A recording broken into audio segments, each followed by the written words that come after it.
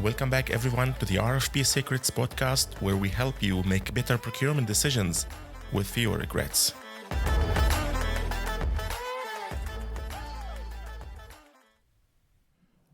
Welcome back, everyone, to the RFP Secrets podcast. I'm your host, John Mehta, and today we're diving into a topic that holds the key to transforming the landscape of large-scale projects. It is a conversation that unveils a revolutionary approach that has been redefining how we think about project delivery and procurement. Today we have a distinct privilege to being joined by Ken Sullivan, a true visionary, a pioneer in the world of procurement and project excellence, and one of the founding minds behind the XPD approach.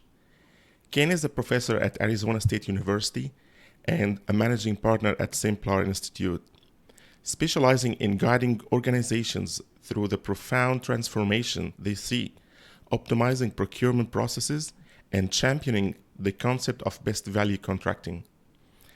This episode isn't just about theory, it's about practicality and real-world impact. We will be delving into the significance of aligning the XPD approach with large-scale projects, unveiling how it redefines best practices, and sharing the invaluable lessons learned from the front line of implementations. Please join me in extending a warm welcome to Ken Sullivan. Ken, it's an honor to have you here with us today. It's a pleasure to be here, John. All right, so let's just dive right in. We've been talking about the XPD approach, or the expertise-driven project delivery procurement system, in our show a lot. And what I wanted to start with you today, if you can just give us a glimpse into your journey as a university professor and your role in shaping innovative approaches like XPD. I grew up in a construction family and then found my way to the University of Wisconsin-Madison. Had an excellent mentor named Awad Hanna, and he was focused on measuring impacts to project performance, specifically around change orders and productivity and workforce type issues. And that led me into some consulting work with him during my time there, and basically helping one side or the other on distressed projects try to find the most money they could to either not have to pay out or get paid from the other party. As I moved into my own career, I looked for ways to actually make that not happen. Could we actually find a way to improve project performance? I came across two more wonderful mentors early in my career as a professor, which was not my original intent. I had no desire to be a professor when I started, but just kind of happened as I went along. And one was Dr. Bill Badger, and another was Dean Kastrawagi. And then over the years, through iterations, we eventually developed a holistic project delivery approach that moved into more of an organizational model or a business model. So that's where I've been. I've been involved in thousands of projects, both from a research and an applied standpoint. And that's where it stands. And we moved through them. We started off in the built environment, so design, engineering, construction, but we spend a lot of time in IT, services, all different aspects, all different sectors and industries. So it's a comprehensive model because of some of the things that it that's focuses great. on. We're going to talk a little bit about the XPD approach and in the early stages of formation about this approach. Can you just share with us a little bit of a journey of how the evolution of the XPD approach happened from its conceptual stages to its practical implementation and application on real projects, and especially large-scale projects? Yes, originally focused on procurement only and not all the other aspects of a project's delivery. And it was focused on a lot of technical data to identify future performance. And then that expanded slowly into looking more and more at the people aspect of projects and how to attract and compete the expertise that is latent within certain project teams, and how to do that from a procurement through delivery standpoint and closeout. And then how to repeat that legally and with high levels of consistency, and how to leverage that expertise into an existing buyer or client organization that has been doing work a certain way. So conceptually, it moved from let's find a way to get better products, and then products and people, and then outcomes, and then moved in through procurement, and then more and more deep into solicitation structures, evaluation criteria, competition, and then moving into pre-planning and then measurement and maintenance of the relationship and risk management. And then it became programmatic, where you're doing multiple projects simultaneously. You're trying to move an entire organization forward in performance, not just a single project. And then it gets into long-term continuous improvement, which we've gotten heavily into technology adoption, best practices, a lot more psychology. And so, yeah, it's expanded from basically engineering exclusive to becoming transdisciplinary in its considerations across people and technology and change in business and productivity. So you started actually on purchasing products at the beginning. Is that true? It was focused on specific building systems. Ah, okay. And how do you see the difference between applying this or working with this approach on products versus actually complex projects? They're different, but a lot of the things, what we found was that contract structures, delivery mechanisms, design quality, different technologies don't actually correlate to performance. And we know that's true because you look at an organization and they run if they have lots of projects, they're using the same basic contract structure over and over again. And sometimes things go great and sometimes they're very bad. And most times they're average. So it's not the contract that's driving performance. And same with delivery systems and some other aspects. They're just inconsistent. They're not predictors. And so as we dug into it, you start to see that the highest correlating and potentially the only consistently correlating factor to project performance outcomes is the expertise and capability of the key individuals involved in planning and executing the work. So when you dig into that aspect, if it's a product, there is usually still a delivery component as part of that product. We've run XPD on janitorial supplies, product purchases, supply contracts. Now, there's still a heavy consideration of price on something like that. It's near commodity, but there's still an inventorying, a planning, a delivery component to that where, and we've had some really interesting experiences where just the right people involved through the supply chain can help you avoid a lot of issues and have much higher performing services all the way through, giga projects where you're talking about billions of dollars on a single contract. But the core of that performance outcome typically relies upon the right people at the right linkages in the supply chain and giving them the opportunity to utilize their expertise to minimize risk both within and external to their contract scopes. And those linked together create an environment of maximum efficiency. There's a lot of aspects to accomplishing that, which has kept us still learning things after 20 plus years. But that is the core reality that we've been able to discover and try to build solutions around this idea of expertise, timing, and finding the right spot to leverage that expertise into the supply chain, into the product delivery cycle. Yeah. I know that the XPD approach, one of its core principles is to really focus on expertise-based vendor selection and how that plays a pivotal role in the ultimate success of the project or the service that we're procuring. Could you walk us through some of the other core principles of the XPD approach and how do they apply on conducting a large-scale projects where the risk, the value, and the complexity is really high? Yes, there's several core principles. On a large project, one of the first things that we'll try to tackle is proper planning and having the right intent and purpose for the different components and aspects that are part of putting a large project team, a large contract, and a large project plan together. So planning and strategic thinking is part of the XPD core principles. The procurement model built around expertise. We've built up a risk-based partnering and planning approach for the establishing the functional operational relationship between the various project contract parties and stakeholders?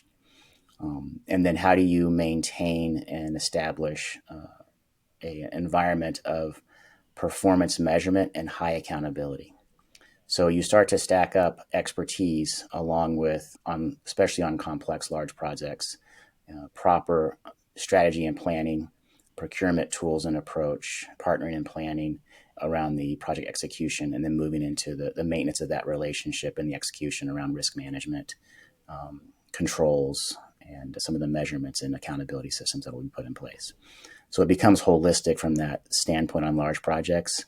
In the simplest sense, as projects have gotten bigger and bigger, they become basically a bunch of medium and smaller size projects just pushed together. And so you start managing those at a more specific or acute linkage aspect within that supply chain. And we can talk more about that as this kind of goes on. But there's different aspects to that. So the XPD approach breaks down to become self-replicating in a way and appropriately scaled as you move throughout these larger projects. That's great. So I'm going to dive into a little bit deeper into the actual approach itself and focusing on really the pre-planning part, which is happening after you shortlist one vendor and you invite them for the clarification phase.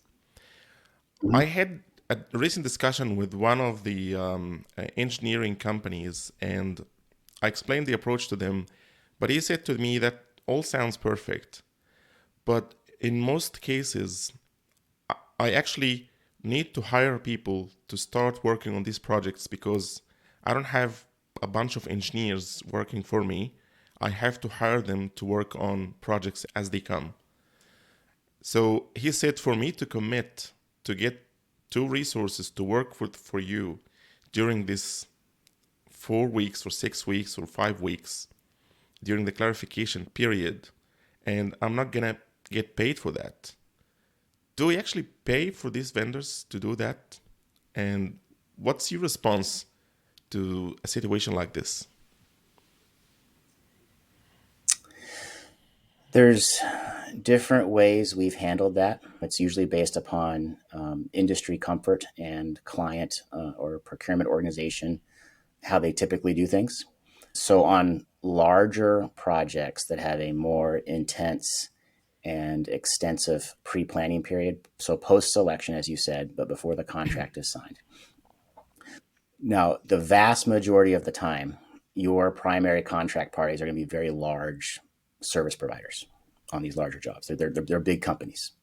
So they typically don't even ask for reimbursement for that. They'll just include it in their first set of invoices, which is what we typically direct them to do if there is additional cost.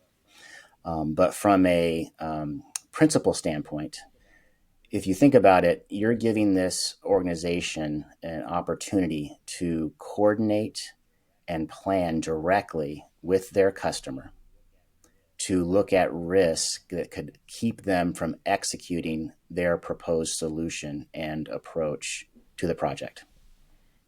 So this is a gift.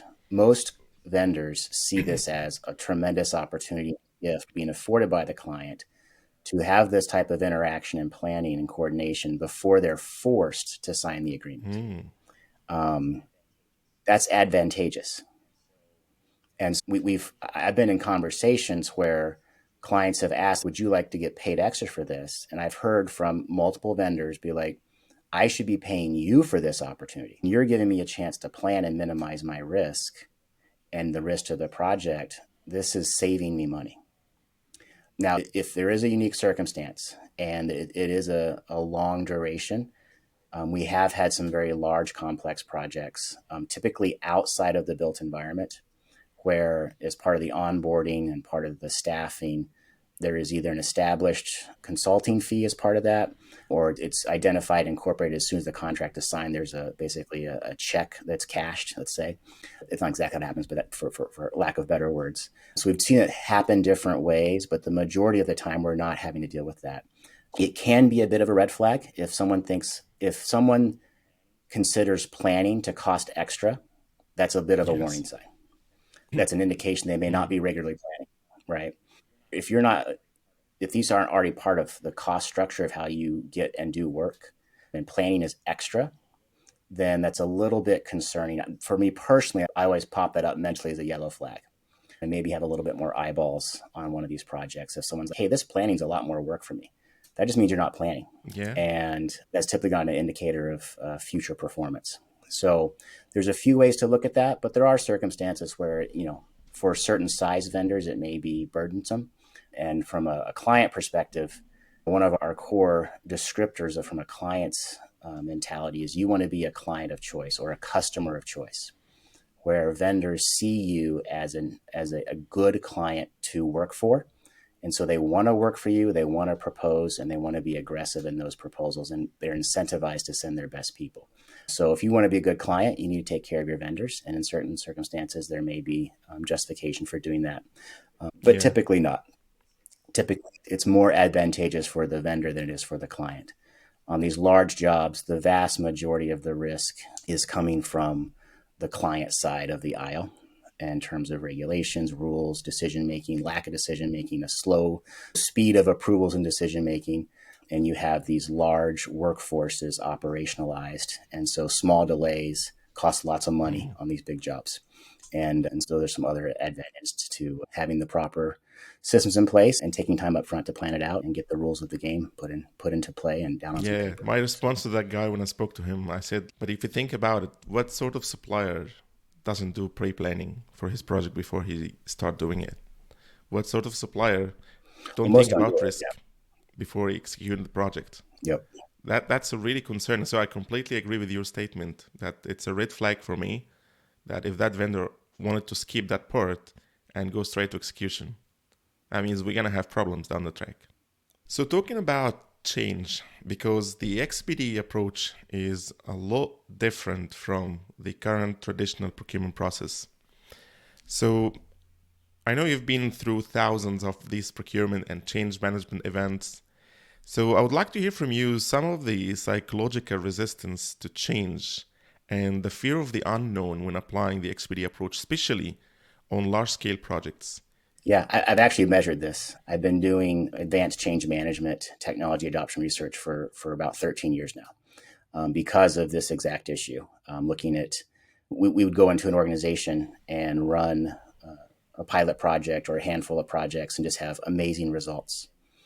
And then we would begin to expand programmatically into the organization, and you would see extreme resistance, even though the value had been proven and the performance and the happiness level and the satisfaction was 10 out of 10. Like everyone's super happy.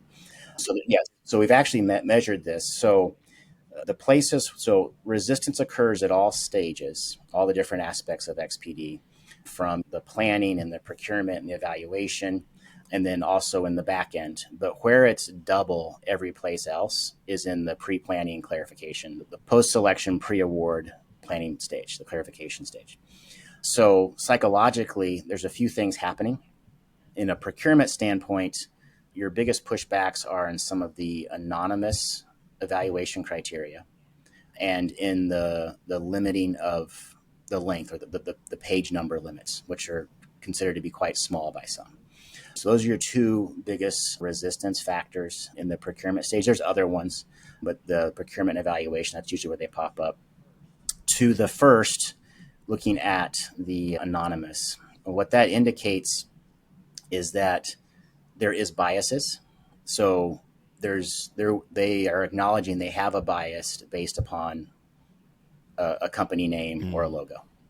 There's also typically, I don't have a good way for saying this, but there is a pretty significant portion, especially in the built environment, engineering, construction, where there's client personnel who firmly believe they know every single person in their industry and what they're doing every day of the week and who's available and not available for their project and who works for who. And they think they know everything about everything. And that's just not true. But they'll say, oh, we know all these people. I know all these companies very well. I know who the best is. On these larger projects, these companies have 100,000 people. A construction company usually have 70,000, 80,000, 100,000 employees. These larger companies, they don't know. And if you look at your average project leader, if they do large projects primarily for their career, a big career is 15 big projects. That's not very many. These bigger ones take multiple years, 2, 3, 4 years, and you're usually just handling one at a time, maybe two overlap on the back end and the front end. So you're not seeing a lot of cycles in a single project administrator's career. And they're usually starting off junior, right? And they're not seeing the big picture. And mid-career, they're maybe running the project or parts of the large project. And tail end of career, they're either running a program or large projects on their own. And they're more involved in the politics and less involved in the day-to-day. So the actual career arc of really in the weeds, seeing everything top to bottom, but still at the project perspective is only like a 10-year arc. So that's a psychological reality, and it's hard to work through. There's no magic words you can use to convince people of anything. Honesty is usually the best policy. Clarity, training, education, support. As you move forward into the evaluation, the page limits, that's just a comfort level. And that's one where if they're really uncomfortable, a few more pages isn't going to rock the boat, but you can explain how it causes trouble. But tighter to the model, the higher the probability of success, right? These are not things, we didn't just make stuff up and say, let's see if we can get people to believe it. We tested this over and over and have dialed in what really is the optimal given each of the outcome factors that we're looking at. So it's basically putting 20 years of iterative research, testing, and science and statistics up against a personal feeling. Well, that's just part of the conversation. But that's fear. As you said, that's just fear. It's different. Different is unknown. Unknown is uncertainty. Uncertainty is risk, and risk is fear. So you're building through that process. That's all true until you get to the clarification pre-planning stage. In that stage, you do have some real psychological impact to existing perceptions of capability internal to the organization. So the most resistant individuals and organizations during clarification are the client's personnel. And what's happening typically is prior to the procurement, key individuals and teams in the buying and tangential and orbiting organizations as part of that process. Because these can be very complex, right? They can be their own stand-up programs or units inside the larger projects or initiatives. They could be a whole new, basically, department. It could be a new company set up. There's all different ways these are done. They have basically placed themselves inside the organizations as the subject matter experts. And the vendors have typically been positioned in a mental framework, if not a legal framework, as being a support function to the execution of the client's vision and expertise. So when you run XPD on that procurement, a real organizational psychological risk is that individuals and teams and organizations are going to enter into this project life cycle that's already been moving along for usually multiple years on a larger project before you go out for like general contractor selection or design builder selection or whatever it is. And there may be multiple pieces all at once. And in enters a team who very quickly begins to demonstrate potentially superior expertise and experience to the individuals and teams that are on the client side and have been there for 2 years. And this is a psychological threat to their value proposition, to the initiative, and to their own organization. Because anyone that sits there for more than 10 minutes will begin to realize this vendor you just brought in 2 days ago might know more about this than we do. Right? And we've been talking about it for 2 years. And that's a challenge. That's a real psychological challenge. And so being prepared for that as an XPD coach, being prepared for that and helping the client understand their true value proposition within the planning stage can help minimize that.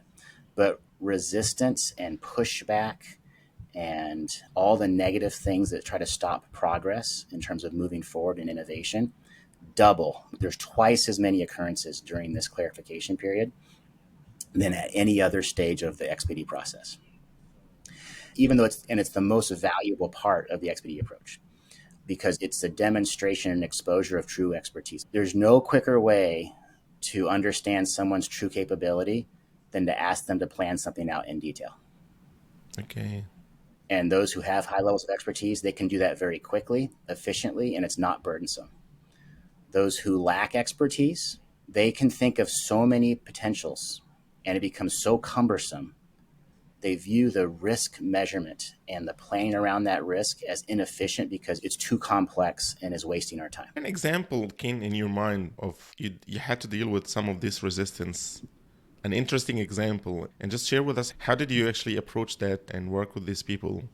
Did you just follow their leads, or what happened? I have many Yeah. examples. I can actually categorize them if you want. So there's a key difference on what you can and can't accomplish in terms of optimization of the XPD approach on any large projects. And that key difference is there's usually one or maybe two highly influential people with decision-making power that are still close to the project. There may be a board and an oversight group or administrative leads, but they're not there every day.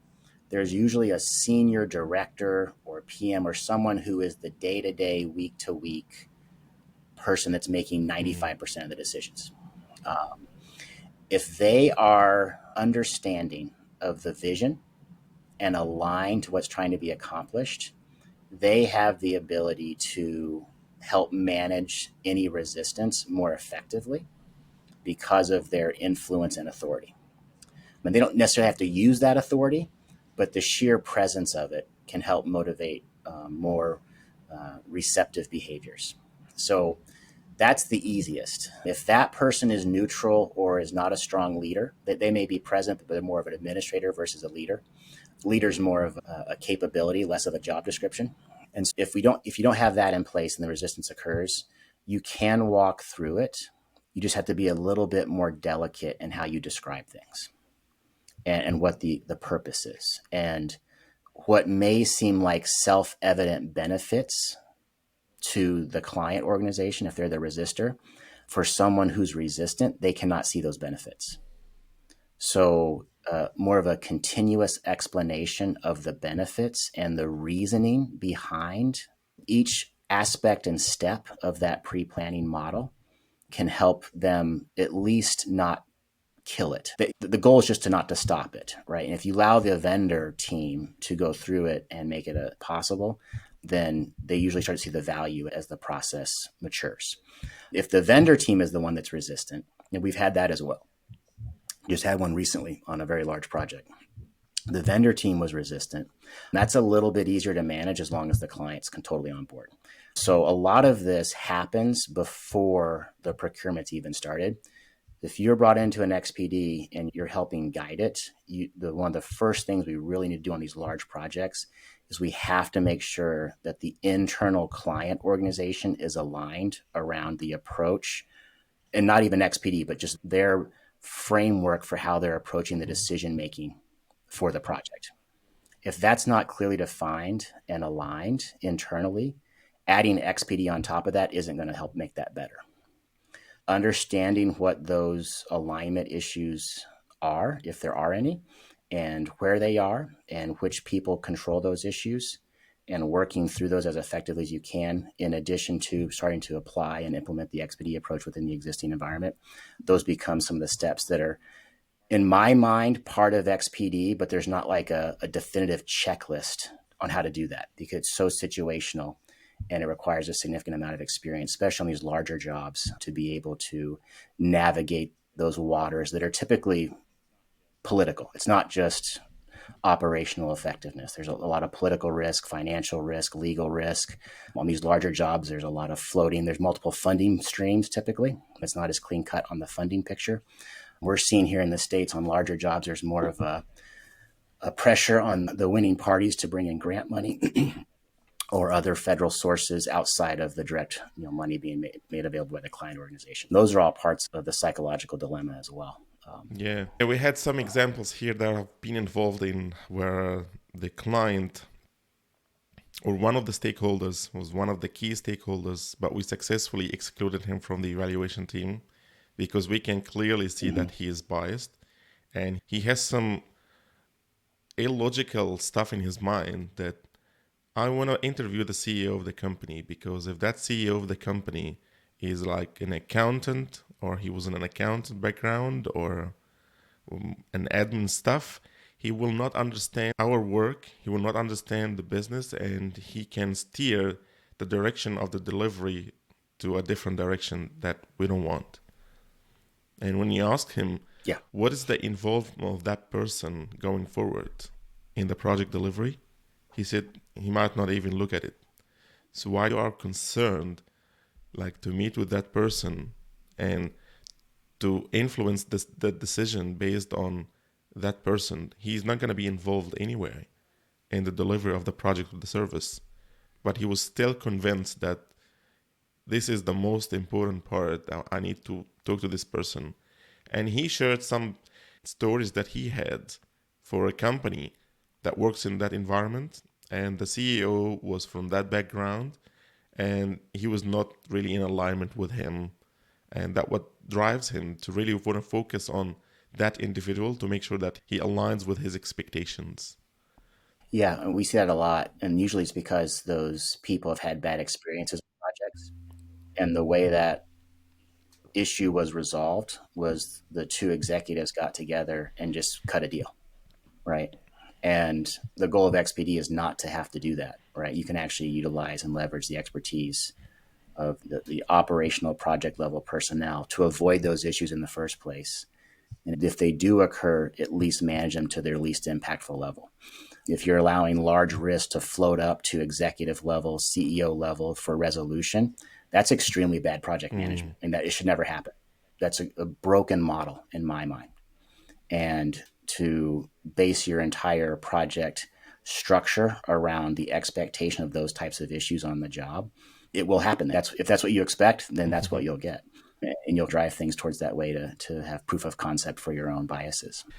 So, when I talk quick about identification of the expertise within the XPD approach, and that in a different avenues, from the written proposals up to the interviews, and then the pre-planning that happens to utilize those expertise. Can you just share a bit about when you do the interviews for the key personnel? We normally key personnel like 1 or 2 or 3 people from the vendor side and interview them to make sure that their capabilities is suitable and adequate for this project. Can you just talk a little bit about why are we doing that, and why are we focusing on the key personnel, and what that will play in the ultimate success of the project? Yeah. So there's points of significant influence in a project delivery supply chain. On these larger jobs, there's more points of influence than on smaller jobs. And you look at the interview, you're looking to focus on those individuals or team members that have the most potential knowledge, impact, and ability to identify, prioritize, and minimize risk to the project, and take advantage of opportunities to create value within the existing project plan and project supply chain. Now, on these larger jobs, you get into the hundreds of millions and the billions, you're typically seeing contract parties where there maybe still be one prime, but then you're going to have multiple large subcontractors underneath them that also may be carrying $100 or $200 million contract. So you're interviewing at each of those nodes of high influence, right? So on a larger mega project, you may actually have more interviews. It may be the same functional personnel and job descriptions, but you'll do that at more points within that project team and supply chain. And we've done that multiple times on large projects. There's one comes to mind immediately that it was over $1 billion, a lot of technology, very complex project, and you had resources coming in, prefabricated, globally coming in thousands and thousands of miles, trying to show up at certain times at certain places. And some of those points at the site level and the different trades and different functions and different deliveries, we had used XPD. And at other points we hadn't, because the client felt a commodity purchase or traditional was more effective. In each of the non-XPD procurements, we had issues. In the XPD procurements, we had various levels of performance, all of them high, but all XPD does is it gets you the highest value proposition. So it'll be the best expertise that's attracted to your project and that you can afford. That's all it does. But there are various levels of expertise. There are true all-stars, and we've actually gone and measured this in different job functions. There's only about, within construction and product delivery, there's only about 6% of personnel that are truly exceptional. They're actually statistically a different population. And there's 3 distinct populations of capability inside the construction industry that we've been able to measure. There's true elite experts. We call them rock stars. That's 6%. There's another 51% that are good, considered average. And there's 43% that are going to have trouble. They're statistically below average. And so you're looking at that 6%. So you may have someone in the top 10% in certain positions, but then top 2% in other positions. And so we had this where on a large project, there were a couple spots in the supply chain, the electrical lead, mechanical lead, where they were truly elite at what they did. And they actually helped minimize the risk created by non-performance in other aspects of the delivery. Okay. They were able to modify what they were doing because of their extreme expertise to accommodate the lower performance occurring at different points in that supply delivery, in that actual execution of the work.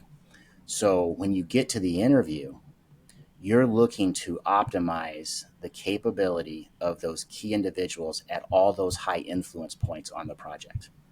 And for each company, for each scope and sub-scope of work, there is typically 1 to 3 key individuals, regardless of project size. And that's how that interview begins to break down, and why we've basically designated it as we do is because of those statistical realities and some of the probabilities that exist within you only have so much opportunity to influence the project outcome.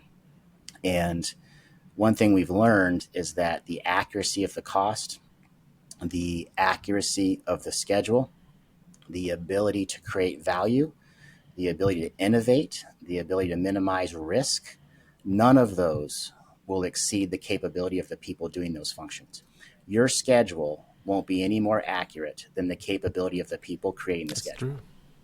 True. It won't. Currently, we don't have the AI in place that can outperform a human. It may happen, and maybe in the near future, but currently it's not going to be better than they are. So how accurate will your schedule be? Only as accurate as the capability of the people creating the schedule allows it to be. So how capable will you be able to identify and minimize risk before it happens on a project? It will not exceed the capability of the people looking for and trying to manage that risk. There's no other. You can write whatever you want to write in a contract, but it won't matter. And even on these large projects, no one, if you go watch a project, any given Tuesday, any given Wednesday, you go into a project, it could be however large you want it to be, and you just sit there and watch how people work. Nobody is opening the contract before they make any decisions. Yeah. They are operating, they're working together, they're planning. When do they open up the contract? When there's an issue. The contract is after an issue can't be resolved, or after a problem has popped up and they couldn't solve it in their functional relationship operational level. They have to move to the contract. And so, the contracts only have value to minimize risk exposure after non-performance has already occurred.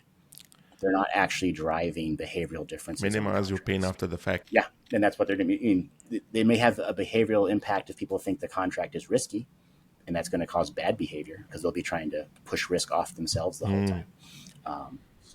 But yeah, those are all parts of the kind of the paradigm shift that creates some of that resistance, is these things we have in place that we think drive performance don't actually drive it as much as we assume. And they actually are just more of a safety net in worst case scenarios. Yeah. And there's reasons we do that. There's psychological reasons we do that. But that's how we've been able to, at least from our research perspective, peel back that onion and understand what's actually happening. Yeah. It's funny when I talk to people about the significance of the capability of the people leading the delivery of your project and looking at the current traditional procurement model, how much emphasis do you put in the evaluation on the capabilities of these people? And the that they can do is they tell me, we're getting resumes for these people and as part of Yeah. the proposal. So I asked them, would you ever hire someone for a job just by looking at their resume? Is anyone gonna do that ever? No. So why when No. it comes to a really strategic and highly complex project, you rely just on the resume, looking at it and says, oh, that's fine. It's just mind blowing when you think about it, how people approach that and they're trying to convince themselves that we're really doing it and we're doing it fine. But they are not. They're really not. Okay, just gonna jump into one final about the pre-planning and how do you actually go and convince vendors? Because some of the vendors might think that this is just one more thing I need to jump in order to sign the contract. How Yep. do you ensure? Because one of the things that we promote in the XPD approach is we want the vendor to take the lead into during the clarification period. We want him to drive the period, the discussions, the meet, and all of these things. How do you convince vendors that this is actually the business? It's not just something you need to just pass it just to get to the contract and sign it. And how do you ensure that these people are proactively behaving the way that we expect them to do in terms of leading the discussions and during the whole period of the clarification? It's hard, as you've probably experienced. And you don't want to be reliant upon the random personality type that may be able to naturally do that. That's not repeatable. I've been asked multiple times at the kickoff of these clarification stages by vendors who will pull me aside and say, "Can I ask you a question?" I'll say, "Of course." They'll say, "How honest should I be during this stage?" And you think about why they ask that question. It's because clients have trained them not to be honest. Being honest in planning can actually cause you problems if you have a bad client. Yeah. And so they don't have the contract signed yet. And the very real fear they have, and it's an internal fear, it's coming from their immediate bosses and their bosses, especially true on these large projects, is that they're going to do something that sours the relationship with the client before the contract is signed and actually cost them the job. So that fear of that occurring will impact their behavior in a negative way to get them to be more willing to engage in the behaviors we're looking for during this pre-planning event. In my experience, there's only one or two people that truly have the ability to move the behavior in the positive direction, and that is the key people from the client organization. If the key people from the client organization release the control and allow the vendor this opportunity in a very structured and controlled and limited environment to truly lay out how they would approach the project and then begin working forward from that, you can see those behaviors manifest very quickly. Because these high performing individuals and teams, they know how to do the job successfully. And they know what their major concerns are and what they don't know yet, but they do know how they can figure it out that can cause their vision to not be realized. But you have to let them do it. So you have to train the client on how to behave and how to interact and how to communicate and their team. And you need to train and support the vendor on how to behave and interact and communicate and do that for them and their team. And it's not easy. I'll give you a very specific example. One of the most dangerous things that I've seen happen on these large projects is you walk in together and we want to have this highly collaborative and trust building process, which I'm all for. I think trust is the key to all of this, and collaboration is the underpinnings of making all these high performance realities come to pass, or at least these potentials come to pass. What happens though is they'll walk in and they'll start off from a whiteboard, just a blank whiteboard, and in essence say, how are we going to do this? That's not a good approach. What I recommend and how I run these is you walk in, the vendor needs to lay out their vision and their plan before the client talks. Because as soon as the client starts talking, the vendor's going to do whatever they say. Because formation and establishment of the relationship, the interpersonal and corporate relationship of the contract parties, and making that a positive friendship will supersede all other goals during this time. Yeah. Because that is the only thing they've been able to leverage on past projects to navigate their way through the risk when they occur, is the friendship. We're in this together. And in XPD, in its highest form, in its purest and truest principled form, it's allowing the vendor to create the plan, and then the client validates, verifies, and challenges that plan based upon their known realities. If it happens simultaneously, then any client recommendation will supersede logic, supersede what's best for the project more times than not. There are some people that are good at telling a client no, but most people aren't going to tell the client, that's crazy. Yeah. That's a bad idea. I wouldn't do that. That's terrible. Why are you asking us to make that adjustment in the first 3 weeks of their relationship? I was listening to a comedian the other day, and he was talking about how we were when we were dating versus how we are when we're married. And I didn't even know my wife used the bathroom when we were dating. In that first year of marriage, she would walk in and close the door and lock me out and not let me in there. And now we're like 25 years in, and she's, hey, come look at this one. And it's all funny and everything. But it's the same thing with a client. Like, you don't want to expose any weaknesses, any concerns up front, because you think that'll impact the relationship because you don't trust each other yet. Yeah. Which is fine. And you can navigate around that, but it requires the client being willing to give the vendor the opportunity to demonstrate their expertise and use that to minimize the risk the client already has.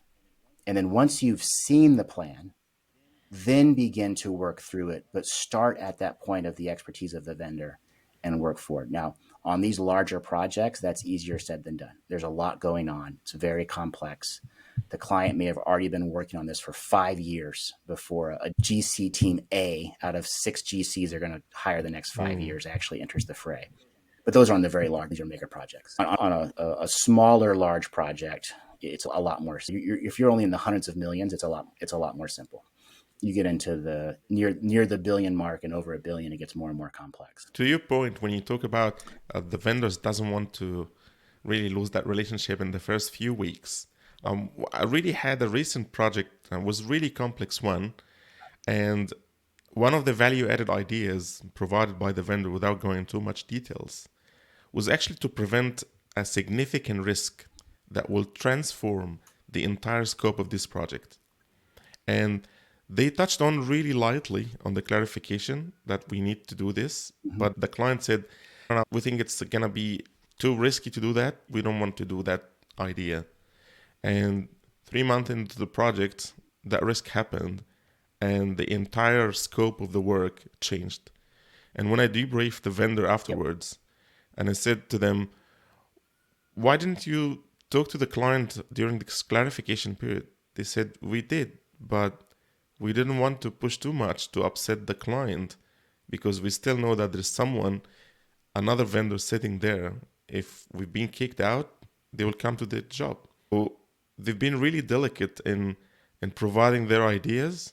And if the client didn't want to listen, then I will follow the client. Yeah, we've saw that recently as well. We've actually, the last couple of years, have been building out a template and a protocol and training for the development of XPD-aligned project execution plans for these larger jobs. So we have most of that in place. So it provides a lot more structure for the project parties to coordinate and focus their planning around versus just having it be more open, and allow them to do that in an XPD XPD fashion. But with that risk or that event we had a very similar and very large project. During the clarification, the vendor brought forward one of their value options, which was an alternative technology to be used in place of what the client had already done some engineering work and made quite a bit of progress on the design side. They were about 20% in. And so some of the major, technologies and equipment had been established. And the vendor came in and had proposed a newer technology that the client was not aware of, that they had just used in 2 recent similar projects. And it would save the client tens of millions of dollars in operational cost per year moving forward for 20 years. And so you could look at it and be like, that's a no-brainer. But there was extreme resistance from the client organization. And so what the leader was very good of this client organization, this was a public entity. What they did is they moved forward with the scoped and contracted original design. But as they got a little further and before they were going out for purchasing and made too many design decisions, this is just a couple months into the job, they were able to have enough time to work up the political will internally to move to the new technology.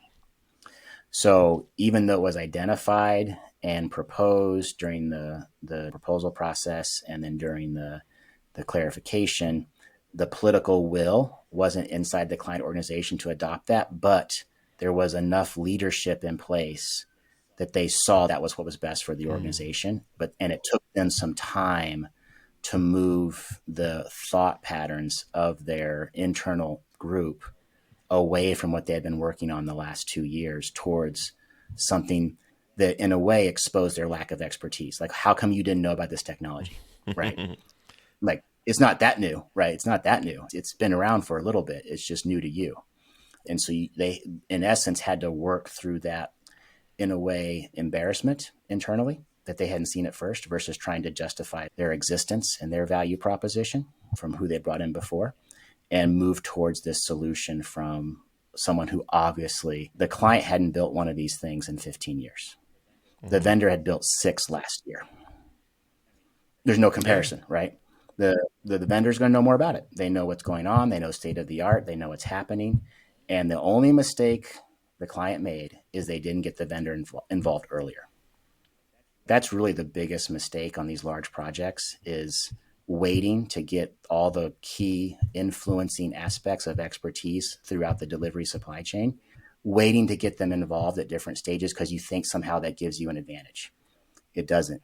I would get as many as you could involved as early as you can, because the potential additional cost of that is nothing compared to the actual cost you're going to save by having no issues on your job, or a lot fewer issues. On these big projects, it doesn't take a lot to save millions and millions of dollars, right? Yeah. And so getting them involved earlier and running those procurements off of less scope and more on capability is a huge advantage to these large projects, gigantic advantage. But there's just you need the political will, you need enough education to help them understand how that's beneficial, and you need the right procurement process to do that, because traditional processes aren't built to accommodate that, but XPD is. Yeah, no, I completely agree. Ken, it's been really fantastic to have you with us today. Lots of gold that you spoke about today. So I'm really excited to share your thoughts with our audience, and I'm sure a lot of them will value what you've just said today and will open their mind to think about procurement and project delivery, especially those mega implementation, a lot more differently than the current traditional approach. So thanks again for your time, and we hope to see you again in our show. My pleasure. Always great to see you, John. Thanks Thank you very much, Ken.